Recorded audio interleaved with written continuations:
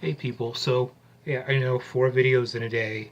If you're watching these out of order, yeah, today this is my fourth video.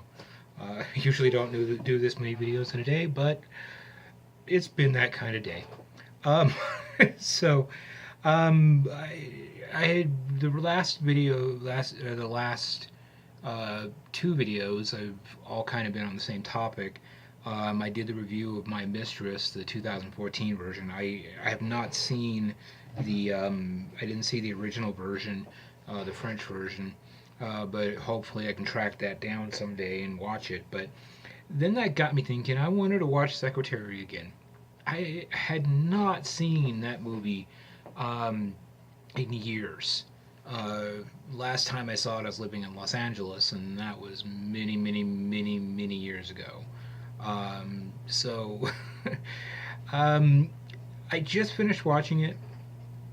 I can definitely say that as a movie about uh, master slave kink relationships, it's probably going to be the best one you're going to watch.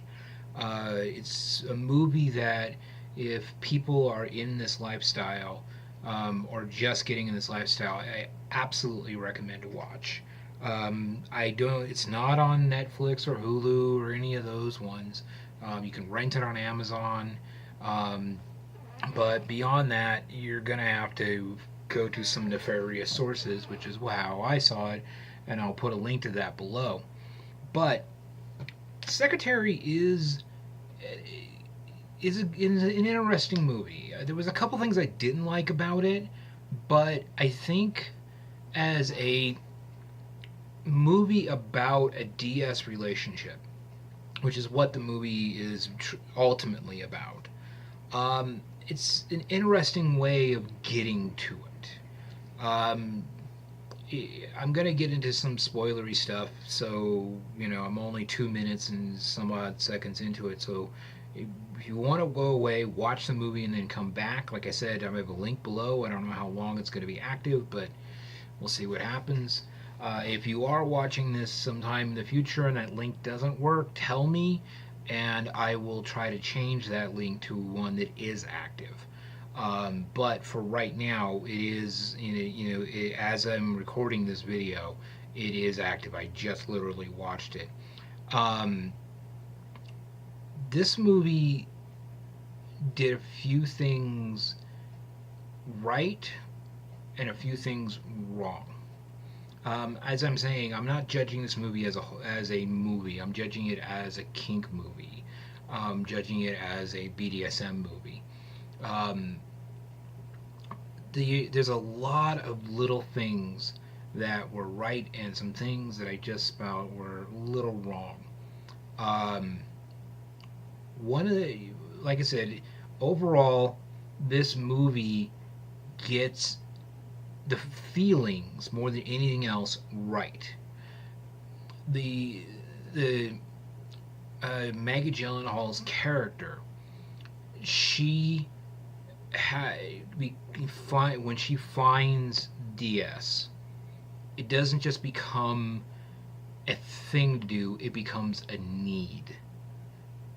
This is one of the things that I try to tell people is that when you get into this lifestyle, you fall into one of two camps: people who want this and people who need it. I fall into the camp of need. This is not just something I do, it's something I am. And that's really what her character becomes. She was this character that started off as a frumpy, um, just out of teenage years, um, lost person because of uh, personal issues, specifically family issues with her alcoholic father. She turned to cutting to deal with it. I'm not a big fan of that, but I can understand it. I've known people that have gone down a similar path where they were doing things like self harm, but then found BDSM as a way to to deal with that. Um, and that was a very accurate version of what could happen in this lifestyle. James Spader's character playing the dominant, the the simple thing of him having his own issues, also right on the money. Um, just because we are dominants, just because we're masters, doesn't mean we have our own. We're perfect. We're not in any way, shape, or form. We all have our own issues, and that's something that I thought they brought across very well. And the fact that there's little things like the fact that they didn't negotiate anything before the first time that he played with her slash punished her, which I just did that last video I did about using play as punishment.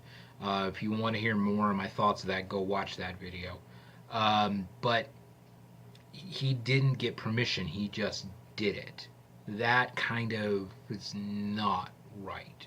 Um, Even with implied consent, it's still not right.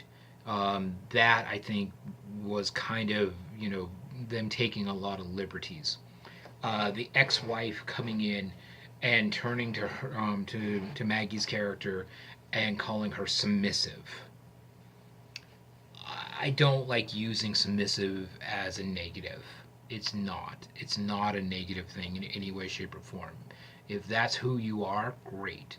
But the thing about it is that for somebody to use as a negative, I feel it worked for the movie, but rubbed me the wrong way simultaneously. Um, just throughout the film, the little bits of BDSM thrown in. The very first shot of the movie is her in a neck brace with extensions, um, and her hands held out to the side with connected to a collar. That was beautiful. And what it did is it set up the expectations of how are we going to go from how did we get here, when you then go to the next scene, which is her coming out of a, I guess it's a mental institution or something like that. um, and they explain why, because uh, she had cut herself, and they put her in for in place for her own protection, and I understand that. um, I, like I said, if I was going to do a BDSM movie, I would not start that way. I know exactly the movie I'd want to tell. I'd have to track down the people and get permission, and would want to spend time with them and get more of the story. But it's not. I would not start off with the characters who are damaged, because the vast majority of the people in the lifestyle aren't. We are just normal people doing normal lives that happen to do kinky things.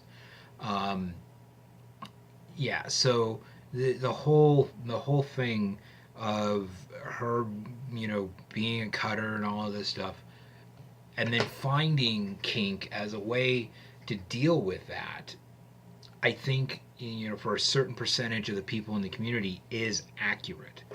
Um, the play that they did, um, some of it was right on the money. One of them that kind of still I'm scratching my head over is the scene um, of her on the desk with the hay and getting the the saddle put on her and everything.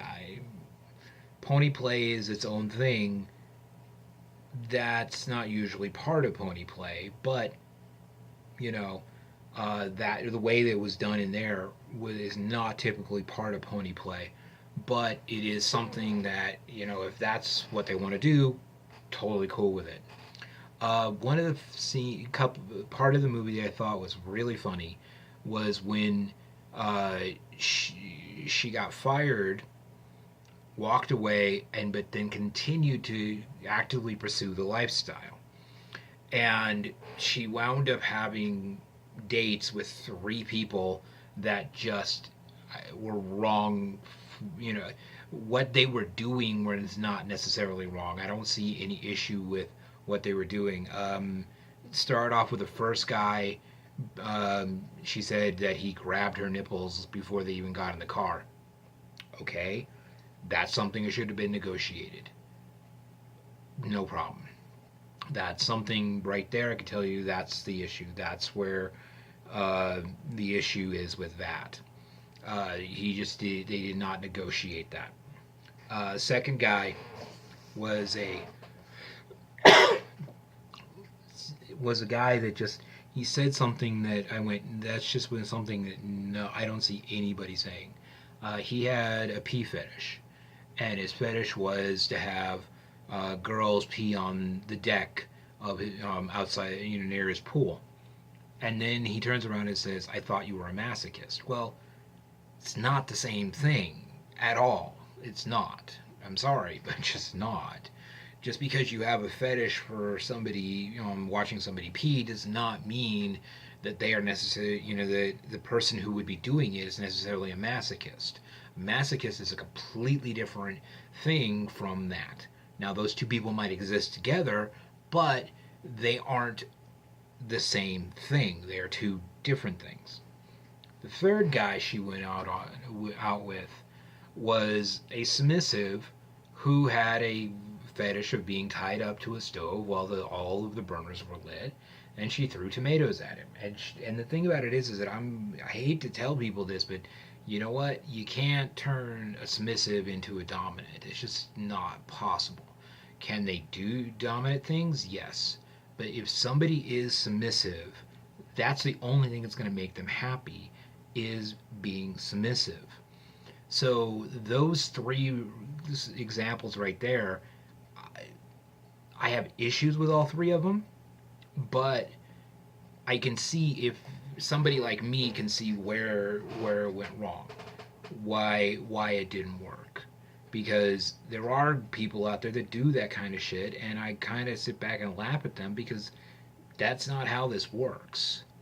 So, and then the end of the film. I know I'm skipping over a lot of stuff here because it's a slow build. It's definitely a slow build, but it's a good ride to get to the build. The end where she was gonna get married to this other guy. He asked her to marry her. He was just a straight vanilla, no kink. Couldn't does not understand kink. Could not understand kink. Vanilla guy, and because this happens so many times with people, they, she said yes simply because she didn't see any other options, and that's not the reason to do it. Um, so she said yes, and she was standing there getting fitted for a dress, and she had an epiphany, and her epiphany was, I don't want to do this. I want to be with him. And so she left, ran to his office, and told him that she loved him.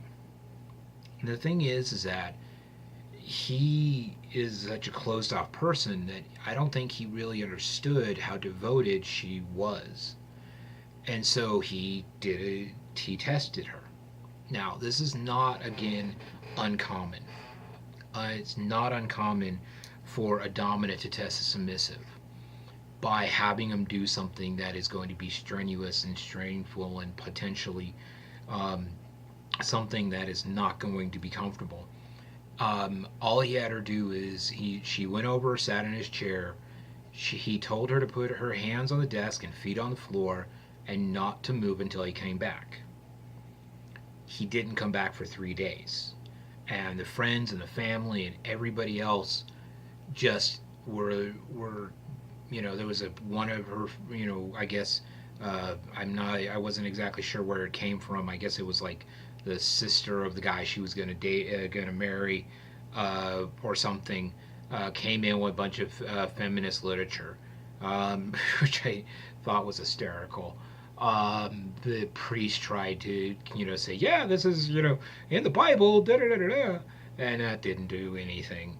The thing that was really surprising that I thought was absolutely a really pivotal moment of that scene was when the father read. I don't know exactly what it was he read. If somebody knows, watch the film. Tell if you can find out what it is. I would love to see, to know it, because just because my head works like that. Um, I would love to know what it was he was reading. He read something to her that basically said, you know, yeah, you are from me, but you are not me. And regardless of what you do, I'm still going to love you.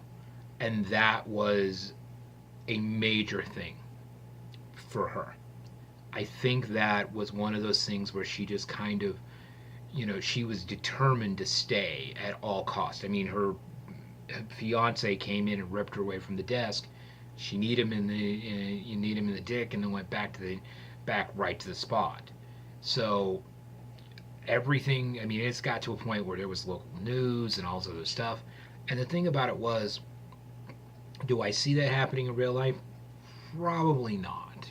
I seriously doubt if somebody sat in an office and the friends and family showed up that the local news would somehow get involved. It just wouldn't happen.